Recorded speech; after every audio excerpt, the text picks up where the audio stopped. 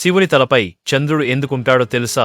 అసలు శివుని చంద్రశేఖర అనే పేరు ఎందుకు వచ్చిందో తెలుసుకుందాం. చంద్రుడు ప్రజాపతి దక్షుని 27 కుమార్తెలను వివాహం చేసుకున్నాడు.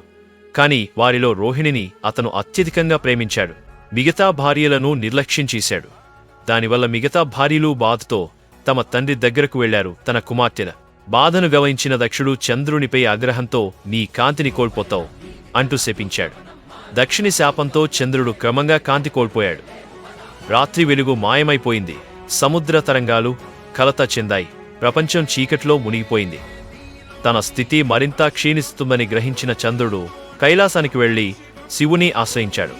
శివుడు చంద్రుని తన జటాజూటంలో ఉంచి నీవు తగ్గిపోతూనే ఉంటావు, కాని నా అనుగ్రహంతో మళ్లీ పెరుగుతావు అని ఆశీర్వదించాడు. ఈ విధంగా చంద్రుడు నెలలో 15 రోజులు తగ్గి మిగిలిన 15 రోజులు పెరుగుతూ ఉంటాడు. ఇది చంద్రుని కొత్త జీవన చక్రంగా మారింది. దక్షుడు తన కోపాన్ని అర్థం చేసుకుని చంద్రుడిని క్షమించాడు. చంద్రుడు ఇకపై తన కాంతిని అన్ని భార్యలతో సమానంగా పంచుకుంటాడు. Please follow and subscribe Untold Legends Info.